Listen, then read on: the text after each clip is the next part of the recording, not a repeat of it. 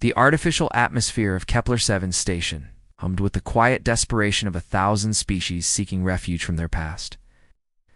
Neon lights flickered in different spectrums, casting strange shadows across beings that evolution had never intended to meet. The air recyclers worked overtime, mixing oxygen for humans, methane for the Zephyrians, and the sulfur compounds that kept the crystalline Vorthok alive in the darkest corner of the Nexus Cantina, where the lighting was deliberately dimmed to accommodate species that preferred shadows. Valenak sat hunched over a glass of fermented Zilak. His massive frame, once the pride of the Vorthok military, now showed the brutal toll of 3 decades since the war ended. Where his left arm should have been, only twisted metal remained, a crude prosthetic that barely functioned. His right leg was gone entirely, replaced by a mechanical substitute that clicked softly against the floor with each movement. The cantina around him buzzed with the usual mix of traders, smugglers, and refugees. A group of Thylorian merchants argued over shipping contracts at a nearby table, their translator devices chattering in rapid bursts. In the corner, a Zephyrian musician played haunting melodies on an instrument that looked like liquid metal, flowing through glass tubes. The music was beautiful, but Valanax heard only the sound of plasma cannons charging. His remaining arm trembled as he raised the glass to his scarred mandibles. The Zilak burned going down, but it was the only thing that quieted the voices of the dead that followed him everywhere. 3 decades of nightmares had carved deep lines into his chitinous face, and his compound eyes had lost their natural luminescence years ago. The young Thylorian journalist, Kaysara, had been watching him for an hour before she finally worked up the courage to approach. She was barely past her first molting, her silver skin still holding the shimmer of youth. Her biorecorder, small device that could capture not just words, but emotional resonance and pheromone signatures, glowed softly in her delicate hands. She cleared her throat, a sound like wind chimes in a gentle breeze. "Commander Valanax, I'm from the Galactic Historical Archive. I'd like to record your experiences from the human war." The request hit him like a physical blow. Valenix's compound eyes, each one capable of seeing a different spectrum of light, fixed on her with a mixture of pain and anger that made her step back instinctively. When he spoke, his voice carried the weight of 3 decades of nightmares, each word carefully chosen like a weapon being loaded. "You want to hear about the humans? About how we thought they were just another primitive species ripe for integration?" His voice dropped to a whisper that somehow carried more menace than a shout. "Child, you have no idea what you're asking." Around them, the cantina's usual noise seemed to dim. Other patrons, sensing the shift in atmosphere, unconsciously moved away from their table. Even the Zephyrian musician's melody became more subdued, as if the very air had become heavier. "The humans... he began, his voice dropping to a whisper that made Kaysara lean forward despite her fear. "We called them the meat creatures when they first appeared in our space. Pink soft, no natural weapons, no thick carapace, like the Vorthok. No acid blood, like the Melody. No psychic abilities like the Thylorians. They couldn't even breathe most atmospheres without mechanical assistance." He gestured to the cantina around them with his remaining arm. "Look around you. Every species here has something that makes them formidable. The Krillians have their energy manipulation. The Nexari can phase through solid matter. The Zephyrians can survive in the vacuum of space. What did humans have? Nothing but soft skin and primitive technology." Valanax's laugh was bitter, a sound like grinding metal. "We laughed when they declared independence from the Galactic Coalition." Laughed. A species that had barely learned to travel between stars, demanding to be treated as equals. The Council of Worlds dismissed their declaration as the tantrum of children playing with toys they didn't understand. He drained his glass in one gulp, the Zilak making his internal organs glow briefly through his translucent skin. "I was there when we first engaged them at the Tau Ceti system.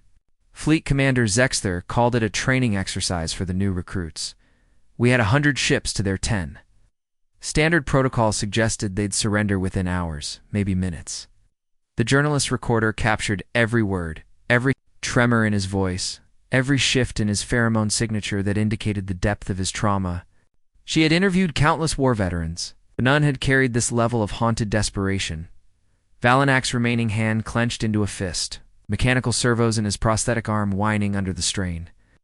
Instead, they did something no species had ever done before in the history of galactic warfare. They turned their civilian vessels into weapons.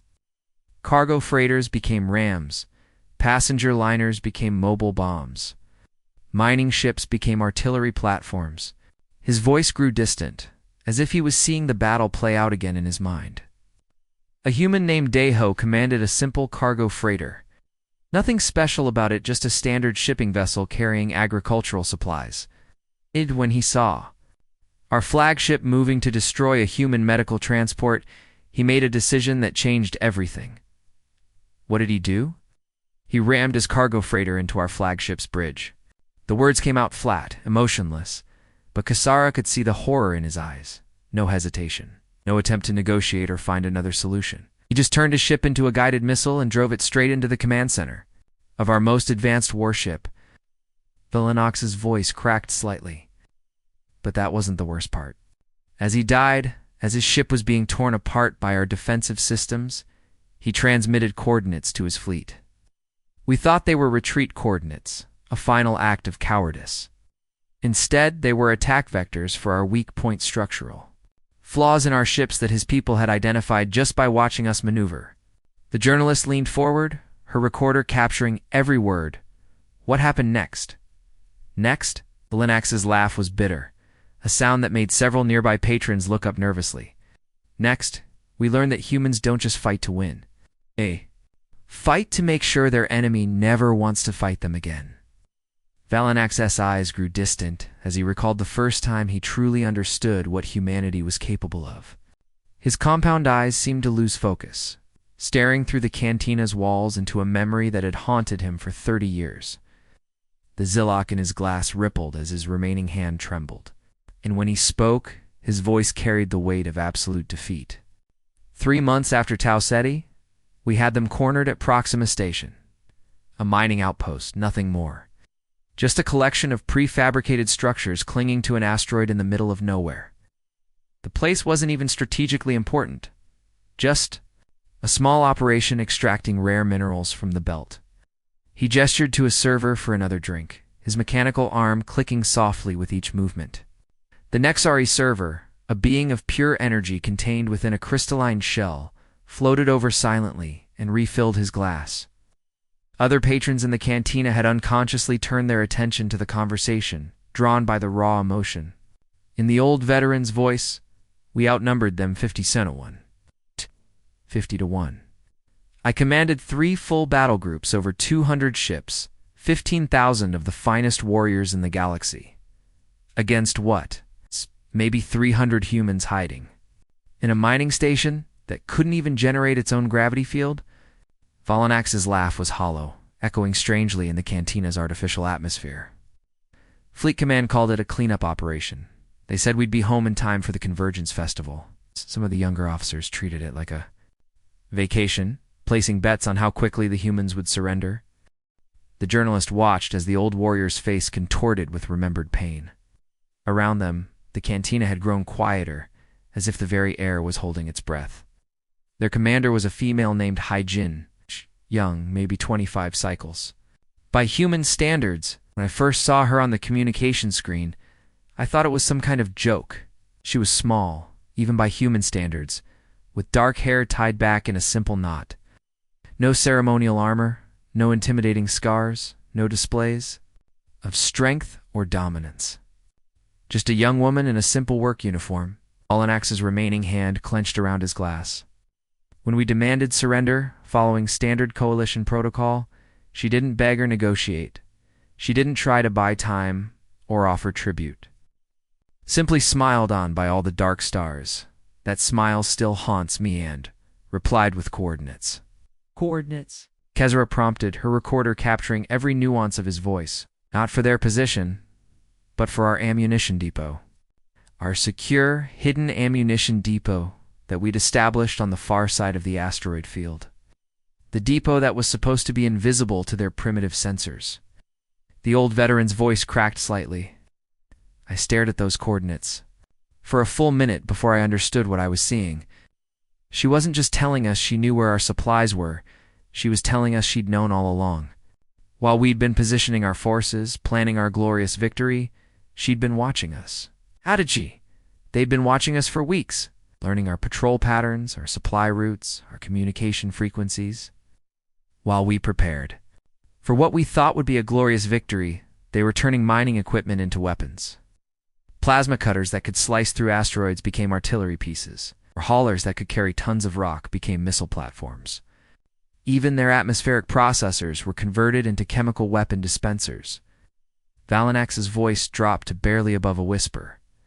But that wasn't the worst part. A human named Kyung-soo had been captured during our initial assault, a maintenance worker, nothing more.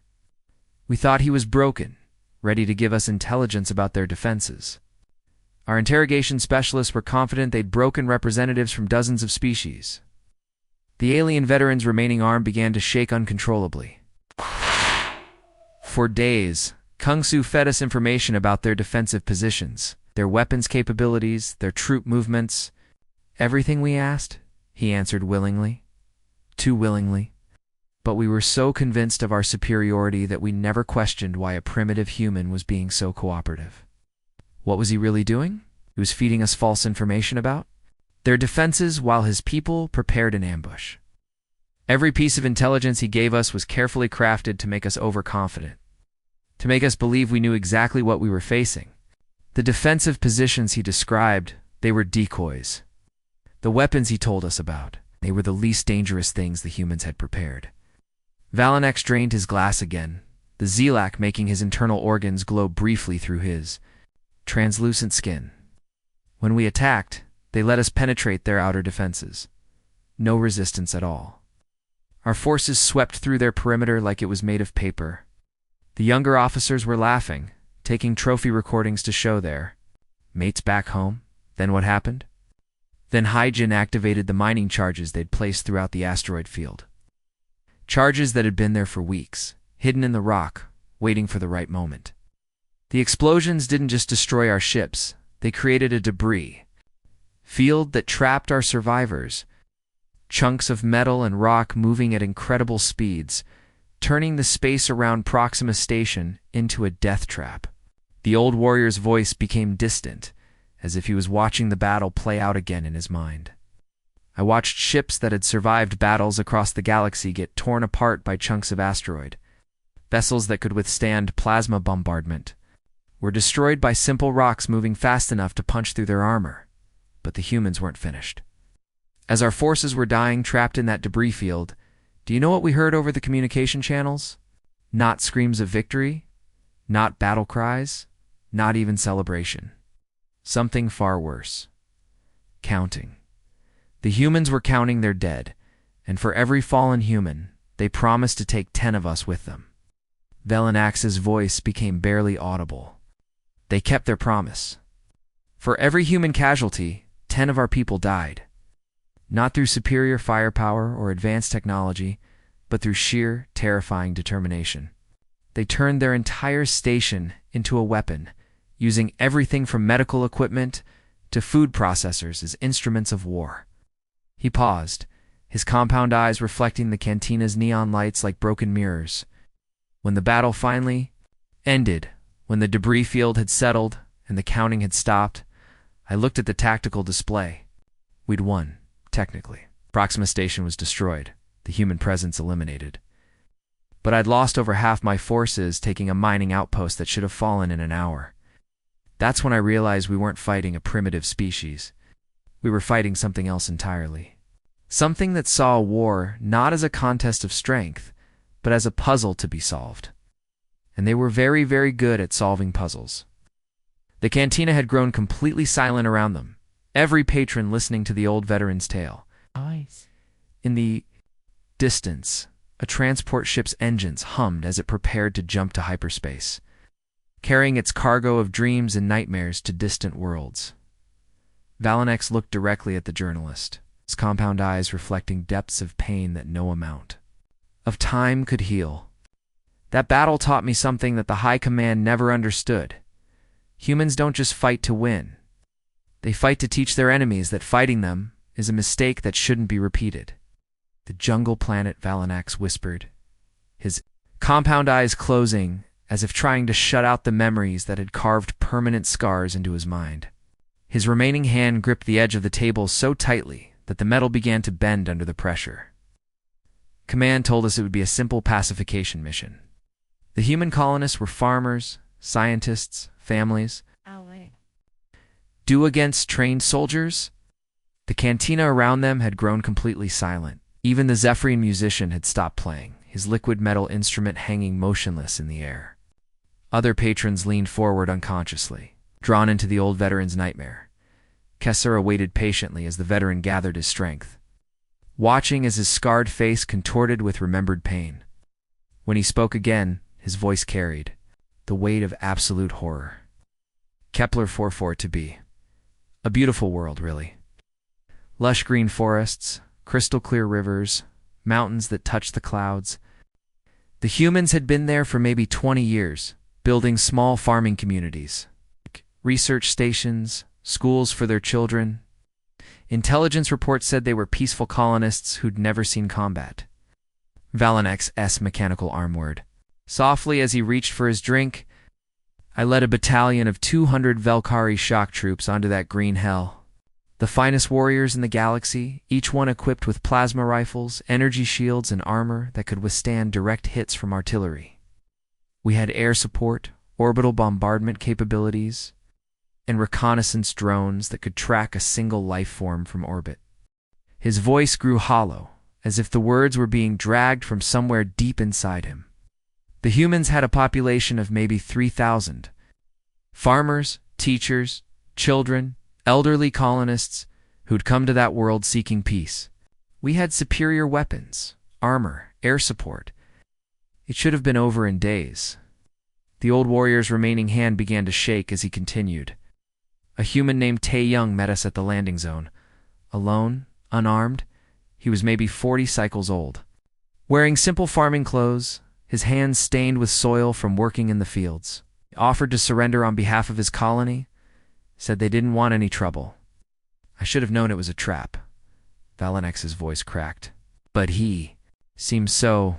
harmless, so human. He even offered us food and water, apologized for the inconvenience of our invasion. My officers laughed. Here was this soft creature, trying to be polite, while we conquered his world. Sarah leaned forward, her recorder capturing every tremor. In his voice, what happened? The moment we accepted his surrender, the jungle came alive. Valanax's compound eyes snapped open, reflecting the cantina's lights like broken mirrors. Humans appeared from everywhere, trees, underground tunnels, even from within the mud itself. They'd been watching us from the moment we entered the atmosphere, learning our tactics, preparing. His voice dropped to barely above a whisper. They didn't attack with guns or explosives. They attacked with the planet itself. Vines that we thought were harmless suddenly wrapped around our soldiers, pulling them into the undergrowth. Trees that had seemed empty revealed hidden platforms where humans waited with weapons we'd never seen before. The alien veterans, remaining hand-traced nervous patterns on the table. Female named Soyoung had turned their agricultural equipment into weapons. Crop harvesters became mobile artillery platforms. Moving through the jungle on tracks designed for farming but perfect for war, irrigation systems became delivery methods for chemical weapons they'd synthesized from local plants. Chemical weapons? Kessera asked, her silver skin paling. They'd studied every plant, every animal, every microorganism on that world. They knew which ones produced toxins, which ones could be weaponized, which ones could be turned into biological agents. Been preparing for war while we thought they were growing food. Valanax's voice grew distant, as if he was seeing the battle play out again in his mind. But the worst was a human called Minho. He'd been a teacher before the war, educated their children, helped them learn about their new world. Those same children into an intelligence network that we never saw coming. The old warrior's mechanical arm began to click rapidly, a nervous habit he'd developed after the amputation. Kids who looked innocent would approach our patrols, offering food and water. They'd smile, ask questions about our equipment, our weapons, our armor. While we were distracted by their apparent friendliness, adult humans would study our equipment, our weaknesses, our patrol patterns. They were using children as spies, not spies. Something worse. Those children had been trained to identify weak points in our technology, to memorize our tactics, to report back everything they learned, and we let them get close because they were just kids. Who suspects a 10-year-old of being a military asset? Valinex's voice cracked completely. We were fighting an entire ecosystem. Every plant, every animal, every human, they all worked. Together, we'd think we'd cleared an area, only to find our own weapons turned against us. Modified with human ingenuity we couldn't comprehend. How did they modify your weapons? They understood our technology better than we did. While we saw plasma rifles as finished products, they saw them as components that could be improved. They'd capture our equipment, study it, then return it to us as traps. Rifles that would explode when fired. Armor that would lock up, trapping the wearer inside. Communication devices that would broadcast our positions to human fighters. Alien's voice became barely audible. The jungle itself became our enemy. They'd trained the local wildlife to attack us, used the planet's natural defenses against us. Even the weather seemed to work for them. Storms would come at exactly the right moment to ground our air support. Fog would roll in to hide their movements. I watched my warriors who'd conquered a dozen worlds reduced to paranoid wrecks, jumping at every shadow, afraid of every sound. They'd see a child playing in the distance and reach for their weapons. They'd hear a bird call and assume it was a human signal. Valinex drained his glass again, the Zilak doing nothing to numb the pain in his voice. We fought on that world for 3 months. 3 months of constant harassment, constant fear, constant death. We never fought a major battle, just endless small encounters that slowly wore us down. The humans would hit us and disappear. Attack our supply lines and vanish. Sabotage our equipment and melt back into the jungle. They turned war into a game of patience, and they were much better at waiting than we were.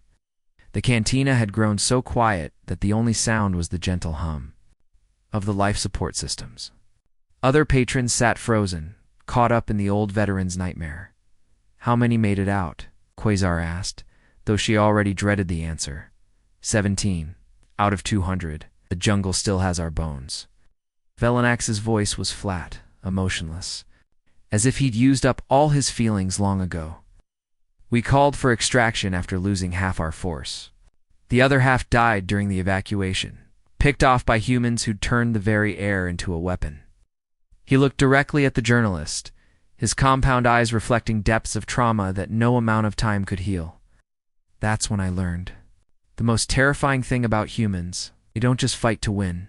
They fight to make sure that even if they lose, their enemies will never forget the price of victory. Balanak stared at his reflection in the empty glass, watching as the distorted image of his scarred face wavered in the curved surface.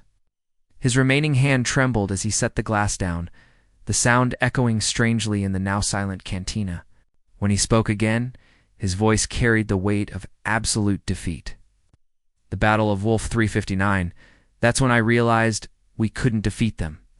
Not because they were stronger, but because they thought about war differently than any species in the galaxy. The old veteran's compound eyes grew distant, as if he was seeing the battle play out again in the space between the stars. Around him, the cantina's patrons had unconsciously leaned closer. Drawn into his nightmare by the raw emotion in his voice, he began slowly, as if each word caused physical pain. By that point in the war, I'd been promoted to fleet commander. The High Command thought my experience with human tactics would be valuable. They gave me the finest ships in the galaxy, 300 vessels, each one a masterpiece of alien engineering.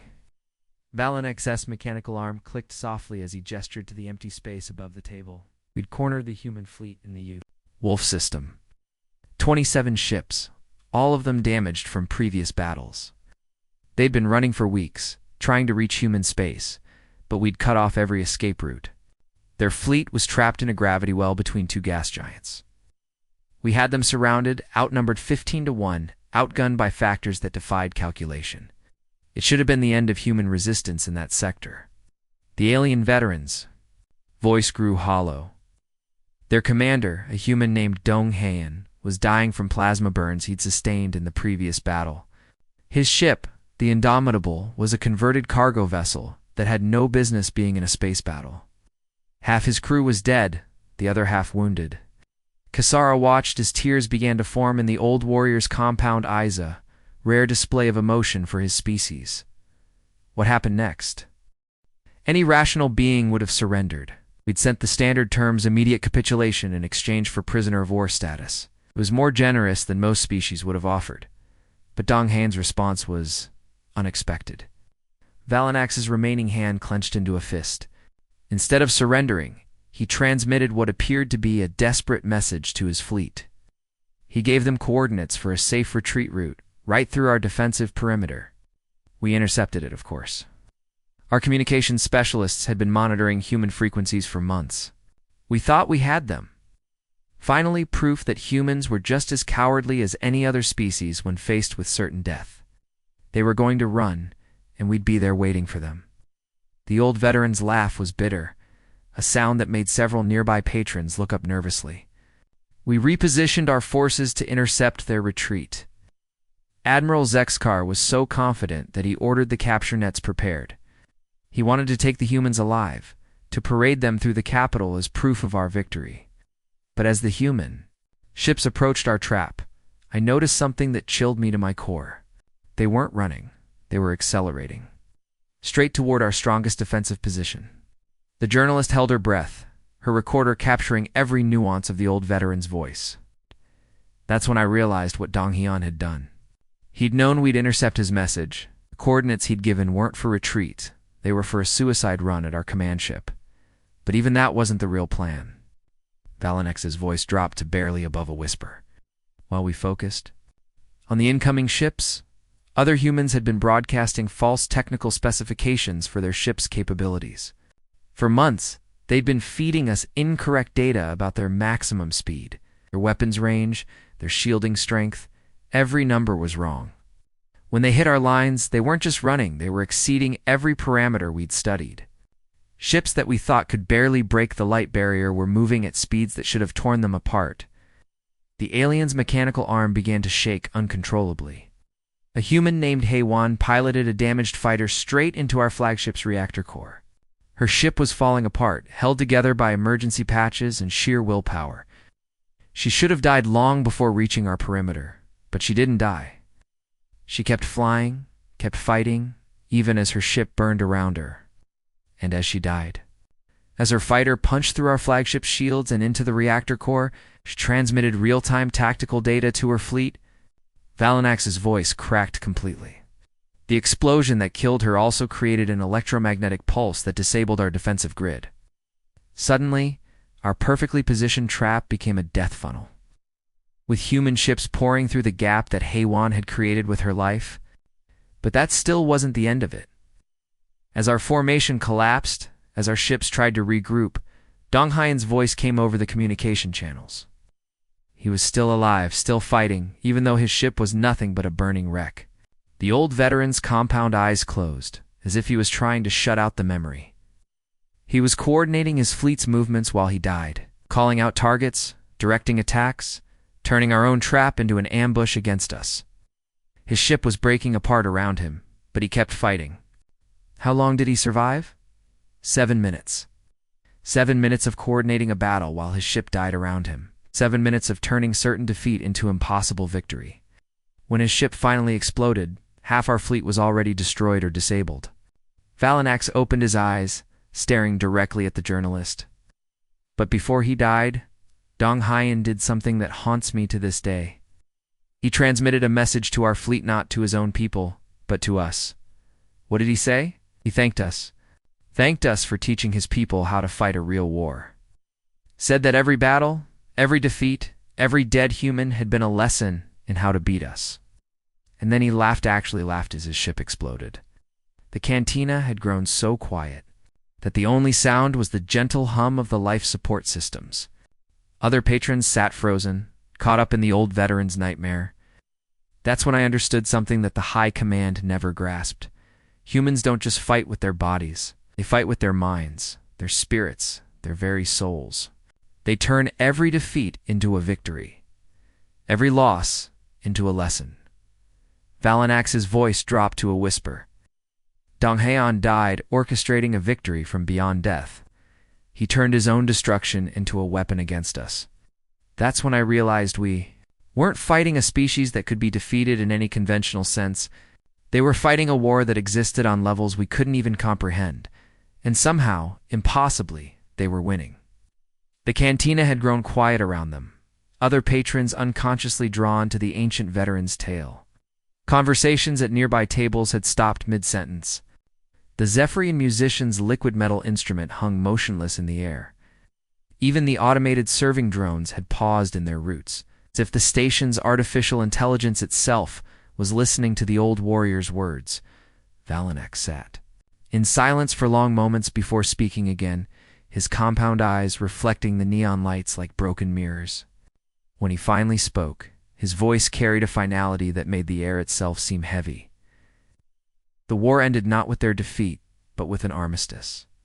The Galactic Coalition realized we were fighting something we'd never encountered before, species that would rather destroy everything than accept subjugation. His remaining hand traced the scars on his face, each one a memory of human ingenuity turned to warfare. High Command called it a strategic pause. They told the public that we were giving the humans time to surrender properly, that we were being merciful. But those of us who'd fought them knew the truth. What truth? Zira asked, though she dreaded the answer. That we were terrified.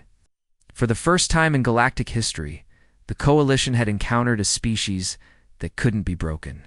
Every defeat only made them stronger. Every loss only taught them new ways to hurt us. We were fighting an enemy that learned from pain. Valanax's mechanical arm clicked softly as he gestured to the diverse crowd around them. Look at this place. Representatives from 100 worlds, all living in relative peace. The Krillians with their energy manipulation, the Nexari with their phase-shifting abilities, the Thylorians with their psychic gifts. Every species in the galaxy found their place in the Coalition eventually. Except humans. Except humans. They were the first species to look at galactic civilization and say no. Not maybe. Not under certain conditions. Just no. They'd rather fight forever than bow to anyone. The old veteran's voice grew distant. The armistice was signed on a neutral station, much like this one. I was there, representing the military perspective. The human delegation was small. Just 5 individuals. No grand ceremonies. No impressive displays of power. Just 5 humans. In simple clothes, sitting across from the most powerful beings in the galaxy. Kazara leaned forward, her recorder capturing every word. But why tell these stories now? The war ended 30 years ago. Valanax's compound eyes fixed on her with sudden intensity that made her step back instinctively. Because the humans have been quiet. Too quiet. Our intelligence networks report strange activities in their space. Ships disappearing into deep space. Mysterious construction projects. Radio silence from colonies that were previously chattering with communications. He stood slowly, his massive frame towering over the journalist, casting a long shadow across their table. You want to know what's really terrifying? 30 years of peace? We've learned more about human nature than we did in 3 years? Of war. What do you mean? They don't forget. Ever. Every battle, every tactic, every weakness they discovered, it's all still there, stored in their collective memory. They've been cataloging our mistakes, studying our failures, preparing for something we can't even imagine. The cantina seemed to grow colder around them, as if the station's environmental systems were responding to the old veteran's words. Other patrons had begun to whisper among themselves, spreading word of the conversation to friends and colleagues. You asked about human warfare stories. Here's the most chilling one of all. Human named Junho recently sent a message to every major. Galactic power. Not through official channels, not through diplomatic corps. He broadcasted on emergency frequencies, ensuring that every ship, every station, every world would hear it. What did he say? Just 3 words? We've been learning. The words hung in the air like a death sentence. Around them, the cantina's patrons, had grown completely silent. As if those 3 words had sucked all the sound from the room, Velanax began to walk away, his mechanical leg clicking against the floor with each step. Then he paused, turning back. To face the journalist one final time, we thought we were teaching them about galactic warfare. Instead, we were showing them our weaknesses, our tactics, our limitations. For 30 years, they've been preparing, building, planning, and now something's happening. Preparing for what? The old veteran's final words carried the weight of prophecy, spoken with the certainty of someone who'd seen the impossible become reality too many times. We didn't defeat them. We just taught them to hide their claws. And now, the galaxy is about to learn what happens when humans stop hiding. He disappeared into the crowd, his massive form swallowed by the press of beings from 1,000 worlds. The sound of his mechanical leg faded into the distance, leaving only the echo of his warning and the recorder's soft humming. The journalist sat alone, staring at the device that contained the most terrifying bedtime stories in galactic history. Around her, the cantina slowly returned to its normal rhythm. But the conversations were different now. Worried, fearful. Word of the old veteran's tales would spread through the station, then to the ships, then to the worlds beyond. Outside the cantina's windows, the stars seemed dimmer somehow, as if the universe itself was holding its breath. In the distance, a transport ship's engines hummed as it prepared to jump to hyperspace, carrying its cargo of dreams and nightmares to distant worlds. But somewhere in the darkness between systems, human ships moved with silent purpose, carrying the lessons learned from a war that had never really ended. Ships that had been designed not for exploration or trade, but for something else entirely. Something that the galaxy had helped them perfect through 3 years of bitter conflict. As Kasara packed up her recording equipment, she couldn't shake the feeling that she'd just documented not history, but prophecy. The war stories of the past were about to become the warning signs of the future, in the depths of space. Where no alien sensors could detect them, human vessels continued their patient work, building, planning, preparing, and somewhere among them, a human named Junho smiled as he reviewed the progress reports from 100 secret projects. The galaxy had taught humanity how to fight.